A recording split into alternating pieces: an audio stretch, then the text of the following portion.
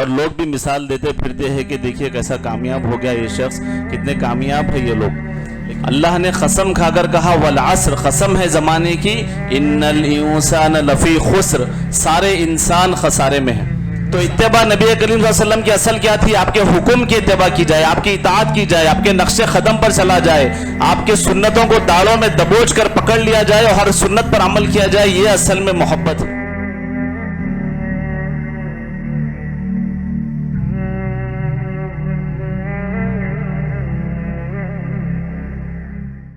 ہم سب سے پہلے اللہ سبحانہ وتعالیٰ کا شکر بجا لاتے ہیں اور بے شمار درود و سلام ہو نبی اکرم صلی اللہ علیہ وسلم پر کہ جن کی زندگی میں ہمارے لیے بہترین نمونہ ہے۔ کامیابی کے 4 اصول، تو عنوان کی جو ہے تمہید سناتے ہوئے ہم آگے بڑھیں گے۔ آج جو ہے کامیابی کا معیار دنیا والوں کے پاس کچھ اور ہے، دنیا کے پڑھے لکھے لوگوں کے پاس کچھ اور ہے، جو دنیا میں پڑھے لکھے نہیں ہیں ان کے پاس کچھ اور ہے، اور پھر اسی طریقے سے الگ الگ سٹینڈرڈ ہے۔ جہاں جو لوگ رہتے ہیں وہاں پر وہ لوگ جس کو ترقی بولا گیا وہ لوگ اس کو سمجھ گئے کہ یہی ترقی ہے۔ آج کے دور میں جو کامیابی ہم لوگ سمجھتے ہیں وہ سمجھتے ہیں مادیت پرستی، یعنی دنیا جتنا زیادہ جس کے پاس ہوگی وہ شخص کو کہا جائے گا کہ یہ نہایت ہی کامیاب شخص ہے، اس کے پاس دنیا کی ہر چیز کی سہولت ہے، اس کے پاس دنیا کا سارا سامان ہے، چاہے وہ گھر لے لیجئے، گاڑی لے لیجئے، فون لے لیجئے، یا پھر اس کو کوئی عہدہ چاہیے، کوئی پوزیشن چاہیے، یا کچھ بھی وہ دنیا میں حاصل کرنا چاہتا ہے اور وہ اس کو حاصل کر کے سمجھتا ہے کہ میں کامیاب ہوں، اور لوگ بھی مثال دیتے پھرتے ہیں کہ دیکھیے کیسا کامیاب ہو گیا یہ شخص، کتنے کامیاب ہے یہ لوگ۔ لیکن جب ہم قرآن مجید کا اور احادیث کا مطالعہ کرتے ہیں تو اللہ تعالیٰ نے اصل کامیابی کس کو قرار دیا اور نقصان کس کو قرار دیا؟ شیخ محمد بن عبد الوہاب رحمہ اللہ، جو آج کا عنوان ہے کہ کامیابی کے 4 اصول، انہوں نے ان 4 اصولوں کے بارے میں لکھا اصول ثلاثہ کے اندر، یہ علم، اس بات کو جان لو، اور ساتھ میں دعا دی رحمک اللہ، یعنی پڑھنے والے طلاب کو دعا دی شیخ نے کہ اللہ تعالیٰ تم پر رحم کرے، انہو یجب علینا تعلم 4 مسائل، ان 4 باتوں کا جاننا یہ جو ہے واجب ہے ہر مسلمان کے اوپر، اور یہی آج کا عنوان بنایا گیا کہ یہ 4 چیزیں کامیابی کے اصول بھی ہے۔ تو شیخ نے لکھا انہو یجب علینا، یہ ہم پر واجب ہے، تعلم 4 مسائل، کہ ہم ان 4 مسائل کو سیکھیں، اس کو جانیں۔ سب سے پہلی بات لکھی الاولی، سب سے پہلی بات یا سب سے پہلا کامیابی کا اصول شیخ نے لکھا العلم، کہا علم کا حاصل کرنا۔ کس چیز کا علم حاصل کیا جائے؟ کیونکہ جب علم کی بات کی جاتی ہے تو علم ایک سمندر ہے، لوگ علم کے پیچھے 25 سال 30 سال 40 سال، کوئی جو ہے 18 سال اس طرح جو ہے محنت کر رہے ہیں۔ ہر کنٹری کا الگ الگ سلیبس ہے، ہر کنٹری کا الگ الگ شیڈیول ہے، اس کے حساب سے جو ہے تعلیم مکمل ہو رہی ہے۔ اب جب بات لکھی گئی ہے کہ علم سب سے پہلے جو ہے حاصل کرنا ہے اور یہی اصل کامیابی کا پہلا اصول ہے، تو کون سا علم حاصل کروں؟ تو شیخ نے ساتھ میں لکھا وَهُوَ، علم حاصل کرنا واجب ہے لیکن وہ کون سا ہے؟ معرفت اللہ، سب سے پہلا علم جو انسان کو حاصل کرنا ہے کامیاب ہونے کے لیے دنیا اور آخرت میں، وہ اللہ کی معرفت ہے۔ وَمَعْرِفَةُ النَّبِيِّ، کہ دوسرا علم جو حاصل کرنا ہے انسان کو وہ نبی کریم صلی اللہ علیہ وسلم کی معرفت۔ وَمَعْرِفَةُ الدِّينِ الْإِسْلَامِ، اور تیسری چیز جو اللہ نے جس دین کو پسند کیا اور قیامت میں اللہ تعالیٰ جس دین کو قبول کرنے کا اللہ نے قرآن مجید میں اعلان کیا، اس دین کا علم حاصل کرنا یہ ہر انسان پر واجب ہے۔ تو پہلی بات علم، یہ اصول ہے کامیابی کا۔ تو اب سوال آئے گا کہ علم کون سا حاصل کروں؟ تو سب سے پہلے رب کی پہچان، نبی کی پہچان اور دین کی پہچان۔ لیکن بڑی افسوس کی بات ہوتی ہے کہ یہاں پر جب ہم دیکھتے ہیں تو یہ معیار دنیا والوں میں بالکل بدل چکا ہے کہ آج بچوں کو ہر چیز کی تعلیم دی جائے گی، وہ لوگ جو ہے گریجویٹس ہو جائیں گے، ماسٹرز ہو جائیں گے، پی ایچ ڈی ہو جائیں گے، لیکن یہ 3 چیزوں کے علوم سے وہ خالی رہیں گے۔ نہ ان کے پاس رب کی پہچان ہے، نہ نبی کی پہچان ہے، اور نہ دین کا صحیح تعارف ہے، جو کہ کامیابی کا سب سے پہلا اصول تھا کہ علم حاصل کیا جائے ان 3 چیزوں کے تعلق سے۔ اور پھر شیخ نے آگے لکھا العلم، سب سے پہلی بات علم حاصل کی جائے، وَهُوَ مَعْرِفَةُ اللَّهِ، یعنی اللہ کی معرفت کا علم، وَمَعْرِفَةُ النَّبِيِّهِ، اور اللہ کے نبی کی معرفت کا علم، اور وَمَعْرِفَةُ الدِّينِ الْإِسْلَامِ، دین اسلام کی معرفت کا علم۔ یہ کیسا ہو؟ آگے لکھا وَمَعْرِفَةُ الدِّينِ الْإِسْلَامِ بِالْأَدِلَّةِ، یعنی دلائل کی روشنی میں ان تینوں چیزوں کا علم ہو. ایسا نہیں کہ جیسا ہم نے کسی سے سن لیا تھا اللہ کے بارے میں کچھ بھی عقیدہ کھڑا ہوا اس کے اوپر ایمان لا لیے, نبی کریم صلی اللہ علیہ وسلم کے بارے میں کچھ بھی جو ہے معلومات آ گئی, بغیر دلیل کے اس کو قبول کر لیا گیا, اور دین اسلام کے نام پر جو کچھ بیان کر دیا گیا بغیر دلائل کے اس کو قبول کر لیا گیا, تو یہ قابل قبول نہیں ہے. تو یہاں پر شیخ نے کنڈیشن لگائی آگے کہ وَمَعْرِفَةُ الدِّينِ الْإِسْلَامِ بِالْأَدِلَّةِ, دلائل کی روشنی میں حاصل کیا جائے. ادلہ یہ دلیل کی جمع ہے, اور دلیل کی دو قسمیں ہیں. ایک ہے دلیل سمعی, یعنی جو قرآن و حدیث کی روشنی میں علم حاصل کیا جائے, اور پھر دوسرا ہے دلیل عقلی, یعنی عقلی دلائل کی روشنی میں بھی اللہ تعالیٰ نے زمین و آسمان کی, کائنات کی, چاند سورج کی مثالیں دے کر لوگوں کو رب کا تعارف اللہ تعالیٰ نے قرآن مجید میں دیا. تو پہلی بات یہ ہے کہ علم کا حاصل کرنا ہر مسلمان پہ واجب ہے, اور وہ علم کے جو سمندر ہے اس کے اندر سب سے پہلی بات جو حاصل کرنا ہے وہ رب کی پہچان, نبی کی پہچان اور دین کی پہچان ہے. اور دوسرا اصول شیخ نے لکھا دوسرا الثانیہ العمل بہ, یعنی جو چیز کا تم نے علم حاصل کیا رب کے تعلق سے, نبی کے تعلق سے, دین کے تعلق سے, اس پر عمل کیا جائے. اور تیسری بات کہی الثالثہ الدعوۃ الیہ, اور جو چیز پر کا تم نے علم حاصل کیا جس پر تم عمل کر رہے ہو لوگوں کو اس کی طرف دعوت دو. الرابعہ چوتھا اصول الصبر علی الادا فیہ, اور اس دعوت پر جو مشکلیں آئے گی اس پر صبر کرو. یہ چوتھا اصول. تو پھر اگر اب ان کو دیکھا جائے تو کیا ہوگا؟ چار اصول کامیابی کے کیا ہے؟ علم, عمل, دعوت اور صبر. تو یہ اللہ تعالیٰ نے قرآن مجید میں اس کی دلیل بھی دی. کیا ہے اس کی دلیل؟ سب سے پہلے اللہ تعالیٰ سورہ عصر میں کہتے ہیں بسم اللہ الرحمن الرحیم والعصر, قسم ہے زمانے کی. اللہ تعالیٰ نے زمانے کی قسم کھائی. اس میں کون سا زمانہ مراد ہے؟ چاہے وہ ماضی کا زمانہ رہو یا حال کا رہو یا مستقبل کا, اللہ نے وقت کی قسم کھائی, زمانے کی قسم کھائی. اور قسم کیوں کھائی جاتی ہے؟ جو بات کہی جا رہی ہے اس کے اوپر یقین کو ثابت کرنے کے لیے اللہ نے قسم کھا کر کہا والعصر, قسم ہے زمانے کی, ان الانسان لفی خسر, سارے انسان خسارے میں ہیں, سارے انسان لاس میں ہے, خسارے میں ہے, گھاٹے میں ہے.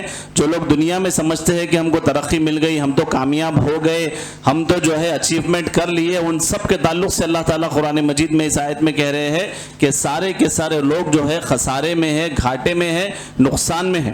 اگرچہ وہ اس دنیا کا سب سے بڑا ڈاکٹر ہو, وہ انجینئر ہو, وہ پائلٹ ہو, وہ دنیا کی بڑے بڑے جو ہے اس کے پاس عہدے ہو, اللہ نے یہاں پر سب کو جمع کر دیا اور کہا ان الانسان لفی خسر, سارے انسان گھاٹے میں ہے, خسارے میں ہے, نقصان میں ہے.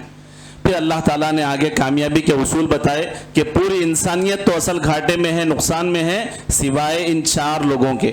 اللہ تعالیٰ نے کہا الا الذین آمنوا, سوائے ان لوگوں کے جو ایمان لائے, وعامل صالحا, اور دوسرا کہا جو نیک اعمال کرے, وتواصوا بالحق, اور جو لوگوں کو حق کی وصیت کرے, تلقین کرے, وتواصوا بالصبر, اور اس پر جو تکلیفیں آئے گی اس پر صبر کرے.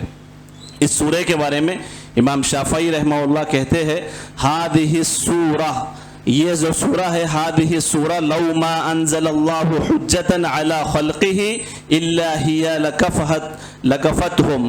امام شافعی رحمہ اللہ کہتے ہیں کہ اگر اللہ تعالیٰ انسانوں کے اوپر حجت قائم کرنے کے لیے یہ ایک سورہ کو بھی نازل کر دیتے پوری قرآن کے بجائے, تو یہ حجت کے لیے کافی ہو جاتا.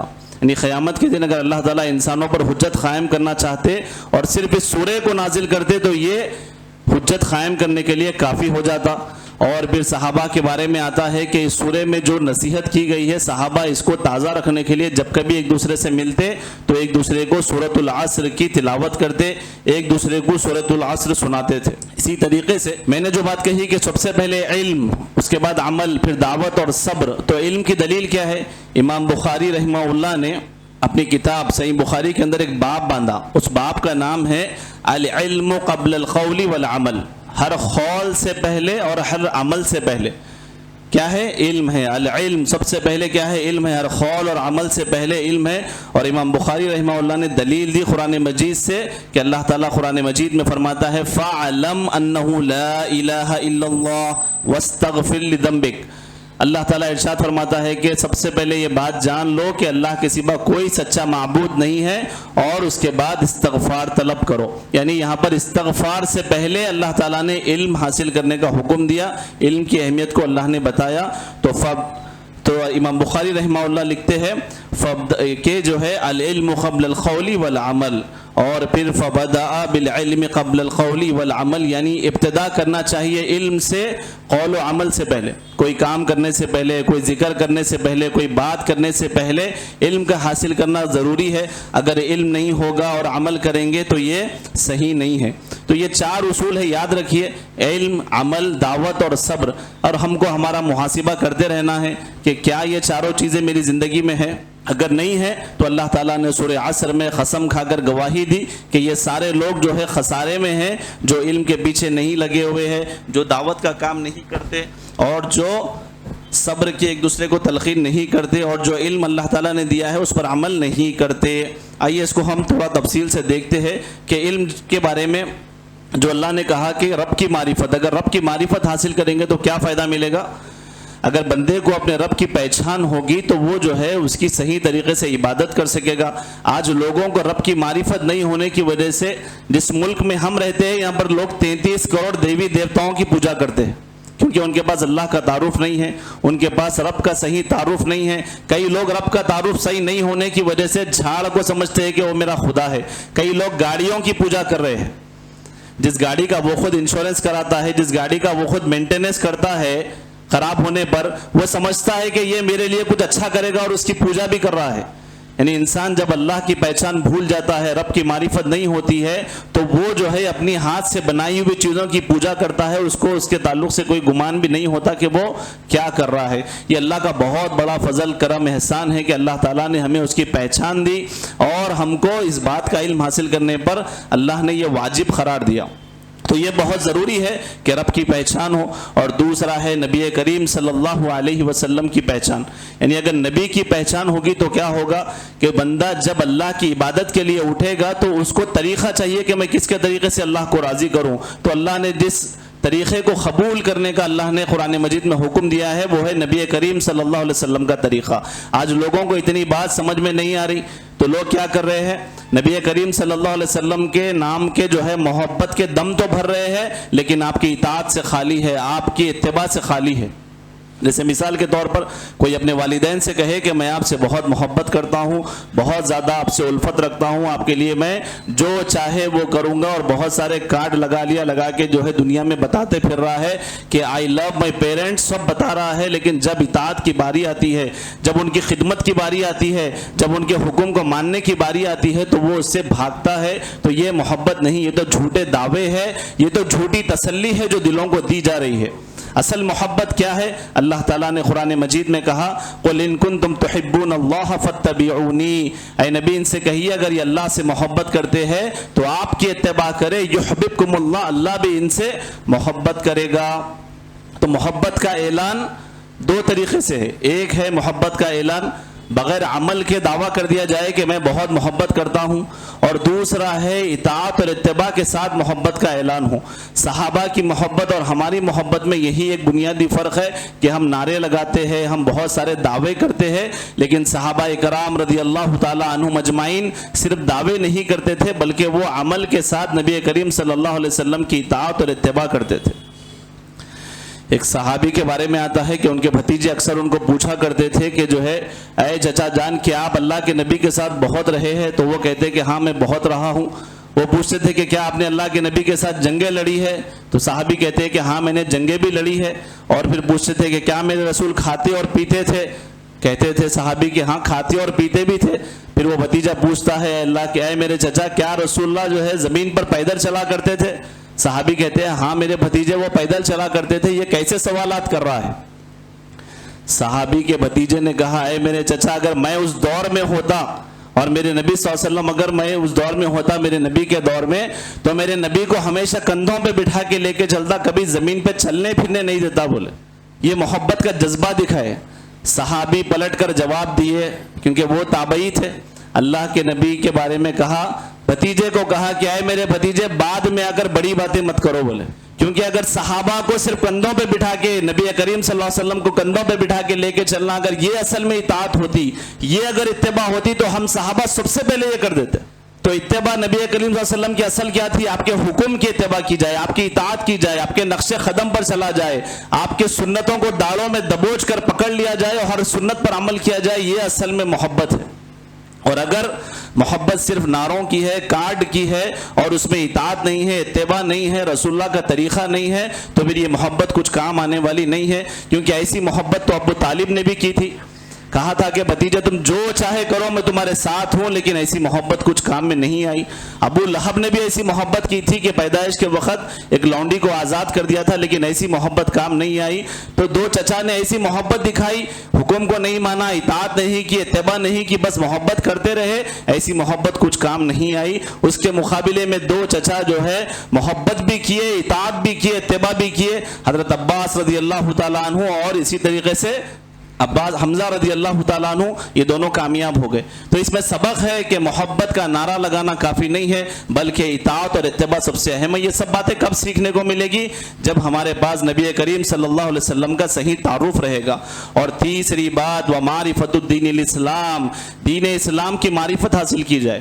آج دین اسلام کے بارے میں ایسا ہو گیا ہے کہ لوگ جو ہے دین اسلام کی اصل تعلیم سے غافل ہے، اور جب صحیح حدیث قرآن کی آیت بتائی جاتی ہے تو ایسا گھور کے دیکھتے ہیں کہ جیسے کہ یہ آیتیں اور حدیثیں ابھی نازل ہوئی اور آپ کے سامنے پیش کی جا رہی ہے۔ اتنا جو ہے لا تعلق ہے صحیح تعلیم سے، صحیح دین سے، کہ ان کو جو ہے اس کے تعلق سے کچھ معلومات نہیں ہے، جبکہ اللہ تعالیٰ نے قرآن مجید میں کہا ان الدین عند اللہ الاسلام، اللہ کے نظر میں دین صرف اسلام ہے، اور اللہ نے کہا فمن یبتغی غیر الاسلام دینا فلن يقبل منہ، اللہ نے کہا کہ اگر اسلام کے علاوہ کوئی دین لے کر آؤ گے، کوئی اور طریقہ لے کر میرے پاس آؤ گے، تم سے میں وہ ہرگز قبول نہیں کروں گا۔ تو یہاں پر بات واضح ہو گئی کہ اللہ تعالیٰ صرف اسلام کو قبول کرنے والے ہیں، اور افسوس کی بات یہ ہے کہ لوگ جو ہے اسلام سے ہی بہت دور ہے۔ علامہ حالی کا ایک شعر، وہ کہتے تھے کہ جو ہے وقت رسول، یعنی جو ہے علامہ حالی نے ایک شعر میں کہا آج کے حالات کو بتاتے ہوئے کہ جو ہے جو دین مکے اور مدینے سے نکلا تھا وہ جو ہے آج لوگوں کے بیچ میں اجنبی بنا ہوا ہے۔ ان کے ایک شعر کا خلاصہ وہ بتا رہے تھے کہ جو ہے جو دین بڑی شان سے مکے اور مدینے سے نکلا تھا، آج پردیس میں آ کر وہ غریب الغربا ہے، یعنی جو ہے کوئی اس سے جو ہے واقف نہیں ہے، کوئی صحیح تعلیمات سے واقف نہیں ہے۔ تو ہماری ایسے وقت میں اہل توحید کی ذمہ داری ہے کہ یہ رب کی معرفت، نبی کی معرفت اور یہ دین کی معرفت لے کر ہم گھر تک پہنچے، لوگوں تک پہنچے، اور ان کو اس کی دعوت دے اور اس پر عمل بھی کرے۔ آئیے دوسری بات، عمل۔ دوسرا کامیابی کا راستہ جو ہے وہ عمل ہے۔ صرف علم حاصل کرنا، عمل نہیں کرنا، یہ جو ہے یہودیوں کی صفت ہے۔ سورہ فاتحہ کی اگر آپ تفسیر پڑھیں گے تو اللہ نے اس کی تفسیر اگر آپ پڑھیں گے تو آپ کو ملے گا یہودیوں کی صفت یہ تھی کہ وہ بہت زیادہ علم رکھتے تھے لیکن عمل سے دور تھے، اور اس کے بالمقابلے میں عیسائیوں کا حال یہ تھا کہ ان کے پاس علم نہیں، عمل کی کثرت تھی۔ آج بھی دیکھیے گمراہ ہے، اسی لیے ان کو گمراہ قرار دیا گیا اور ان لوگوں کے اوپر اللہ نے غضب نازل کیا۔ تو یہ دونوں کیفیت بھی نہیں ہونا چاہیے کہ علم ہے عمل ہی نہیں ہے، اور پھر عمل اتنا زیادہ ہے کہ اس عمل کا کوئی علم ہی نہیں ہے، یہ دونوں بھی جو ہے غلط ہے۔ اور پھر اس کے اندر کیا ہے، جو علم ہے اس پر عمل کیا جائے، یہ بہت ضروری ہے۔ علم کا فائدہ کیا ہے، علم کا ثمرہ، علم کا پھل اس کا عمل ہے۔ اگر بندہ علم حاصل کر رہا ہے اور عمل نہیں کر رہا ہے تو اصل میں وہ اس کے پھل سے ہی محروم ہے۔ اور پھر ایک بات یہ بھی کہ عمل قبول ہونے کی شرائط کیا ہے، اللہ تعالیٰ کون سے اعمال کو قبول کریں گے، تو دو شرطیں بتائی گئی۔ سب سے پہلا، جو کچھ بھی عمل آپ کر رہے ہیں، نماز پڑھ رہے ہیں، روزہ رکھ رہے ہیں، زکوٰۃ دے رہے ہیں، حج کر رہے ہیں، جو بھی آپ نیکی کر رہے ہیں، اگر اس نیکی میں اخلاص ہے، اللہ کی رضامندی ہے، اور دوسرا وہ طریقے رسول یعنی نبی کریم صلی اللہ علیہ وسلم کے طریقے کے مطابق ہے، سنت کے مطابق ہے، تبھی قبول کیا جائے گا۔ اگر ایک ہے مثال کے طور پر اخلاص ہے لیکن سنت کے مطابق نہیں ہے تب بھی قبول نہیں ہوگا، اور دوسرا یہ ہے کہ پوری نماز سنت کے مطابق ہے لیکن اگر اخلاص نہیں ہے، اللہ کی رضا نہیں ہے، ریاکاری مقصد ہے، تو وہ بھی عمل ضائع کر دیا جائے گا۔ آئیے تیسری بات بتاتے ہوئے ہم ہماری بات کو اختتام کی طرف لے جائیں گے، وہ یہ کہ دعوت جو اللہ کا تعارف, نبی کا تعارف, دین کا تعارف ہم کو حاصل کرنا واجب ہے اور اس پر عمل کرنا واجب ہے. یہاں تک ہم کو سیلفش بن کے رہنا نہیں ہے کہ میں حاصل کر لیا بس میں اس کا فائدہ اٹھاؤں گا, عمل کروں گا, نہیں, بلکہ اللہ نے قرآن مجید میں کہا وَالْعَصْرِ إِنَّ الْإِنسَانَ لَفِي خُسْرٍ إِلَّا الَّذِينَ آمَنُوا وَعَمِلُوا الصَّالِحَاتِ وَتَوَاصَوْا بِالْحَقِّ, کہ تم لوگوں کو حق کی وصیت کرو, لوگوں کو جو ہے تلقین کرو, حق کی دعوت دو. تو یہ کام جو ہے امت مسلمہ اس کے اندر غفلت برت رہی ہے. نتیجے میں جو ہے بہت ساری برائیاں, بہت ساری بدعات, بہت ساری خرافات اور بہت سارے نت نئے فتنے عجیب و غریب جو ہے رونما ہو رہے ہیں. اس کی ایک مثال آپ لے لیجئے میلاد النبی کو. ایک 10 سال 15 سال پہلے جب ہم چھوٹے تھے سنتے تھے کہ یہ تو 12 وفات کا دن ہے, لیکن آج اس کو عید کے جو ہے ماحول میں تبدیل کر دیا گیا. یعنی سامنے ایک بدعت کو گھڑ دیے, ایسا نہیں کہ 100 سال پرانی بدعت, 10-15 سال پہلے جس کو 12 وفات کہتے تھے آج اس کو جو ہے میلاد النبی کا نام دیے. آج اس کے اندر نماز پڑھنے کی کوشش کیے اور پھر عید کا خطبہ دینے کی کوشش کیے. یعنی نت نئے فتنے نبی کریم صلی اللہ علیہ وسلم کی سنت کے مقابلے میں کھڑے کرنے کی کوشش کی گئی. لیکن اگر دعوت کا فریضہ اگر ادا کیا جائے, ذمہ داری کے ساتھ اگر اس کو ادا کیا جائے تو ان بدعتوں کے اوپر جو ہے ہم روک لگا سکتے ہیں, ان بدعتوں کو ختم کرنے کا ہم کام کر سکتے ہیں. تو دعوت کی بہت زیادہ اہمیت ہے. لوگوں کو غلط فہمی ہے کہ دعوت صرف عالم دین دیں گے, جو خطبہ دیتے ہیں بڑے مولانا ہیں وہی دین کا کام کریں گے, ایسا نہیں ہے. بلکہ علم کے لحاظ سے آپ کو کام کرنا ہے. آپ کے گھر والوں کو بتانے کے لیے اگر کوئی شراب پی رہے ہیں, کوئی نمازیں چھوڑ رہے ہیں, کوئی روزے چھوڑ رہے ہیں, کوئی شرک کر رہے ہیں, خبروں کی پوجا کر رہے ہیں, تو آپ کو عالم بننے کی ضرورت نہیں ہے. جو علم آپ کے پاس ہے آپ اس کے ذریعے سے کام کریے, ان کو اس برائی سے روکیے. کیونکہ اللہ نے قرآن مجید میں کہا کنتم خیر امہ, تم سب سے بہترین امت ہو, اخرجت للناس, تم کو دوسرے انسانوں کے لیے نکالا گیا ہے, تأمرون بالمعروف, تم لوگوں کو نیکی کا حکم دیتے ہو, وتنہون عن المنکر, اور لوگوں کو برائیوں سے روکتے ہو, وتؤمنون باللہ, اور اللہ پر ایمان بھی لاتے ہو. اگر یہ کام چھوڑ دیے تو پھر برائیاں جنم ہوتے رہے گی اور ہماری نسلیں جو ہے اس کے اندر پھنستے رہے گی. ہماری ذمہ داری ہے کہ ہم لوگوں تک دعوت کا کام کریں.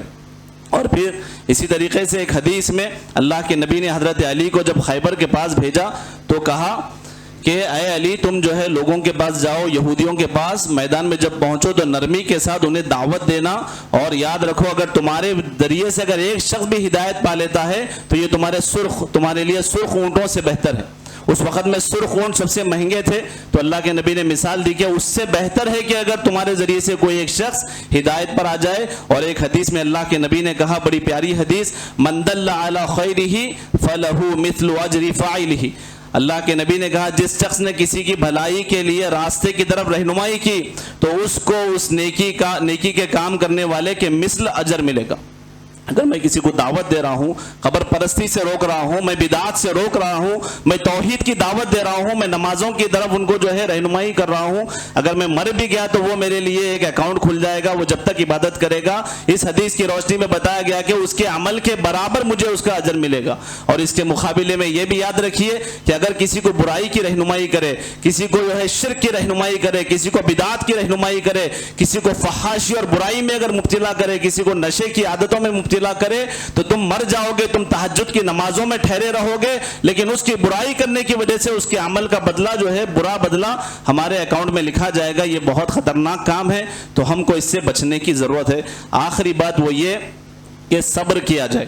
اور ایک بات یہ بھی آتی ہے کہ دعوت کیسے دی جائے, تو حکمت سے دی جائے, صبر سے دی جائے. ادعو الی سبیل ربک بالحکمہ والموعظۃ الحسنہ وجادلہم باللتی ہی احسن, تم لوگوں کو رب کی راہ کی طرف بلاؤ لیکن حکمت سے, جھگڑالو مزاج سے, بدتمیزی سے نہیں, بلکہ اخلاق سے اور جو ہے حکمت سے بات کی جائے. اور کہا وجادلہم باللتی ہی احسن, جد و جدال کا, لڑائی کا بھی اگر ماحول بنتا ہے, بحث کا, ڈیبیٹ کا, تو وہ بھی کرو, لیکن احسن طریقے سے, اچھے طریقے سے ہونا چاہیے. اور دعوت کے لیے ضروری ہے کہ علم کا حاصل کیا جائے, علم کے بغیر کوئی دعوت نہیں دے سکتے ہیں.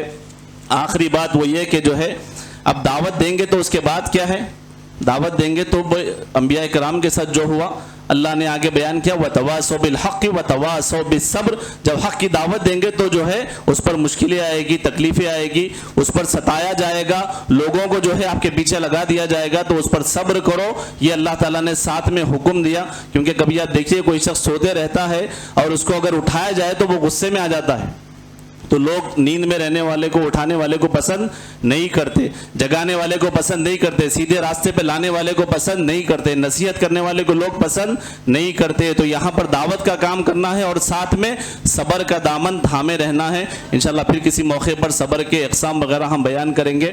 صحابہ کرام کی، نبی کریم صلی اللہ علیہ وسلم کی زندگی دیکھیے، طائف کا واقعہ دیکھیے، فتح مکہ کا واقعہ دیکھیے، اسی طریقے سے آپ جو ہے جنگ احد کا واقعہ دیکھیے۔ ان تمام واقعات میں نبی کریم صلی اللہ علیہ وسلم کے چہرے پر خون جو ہے جا رہا ہے، لیکن آپ دعا کر رہے تھے اللہم اغفر لقومی انہم لا یعلمون، اے اللہ میری قوم کو معاف کر دے، یہ جانتے نہیں کہ میں ان کا اصل خیر خواہ ہوں۔ تو دعوت کے کام میں نبیوں کو بھی ستایا گیا، نبی کریم صلی اللہ علیہ وسلم کے پیچھے لگا دیا گیا، طائف کے میدان میں پتھروں سے جو ہے آپ کے چہرے پہ جو ہے مارا گیا، خون رستا ہوا، جوتوں پہ جمع ہوا، کئی جگہوں پہ جو ہے تکلیفیں دی گئی، حضرت فاطمہ رضی اللہ تعالی عنہ کو جو ہے تکلیفیں دی گئی، آل یاسر کو ستایا گیا، عمار رضی اللہ تعالیٰ عنہ کے سامنے آپ کی والدہ سمیہ رضی اللہ تعالیٰ عنہ کے جو ہے شرمگاہ میں جو ہے چھرا جو ہے مارا گیا۔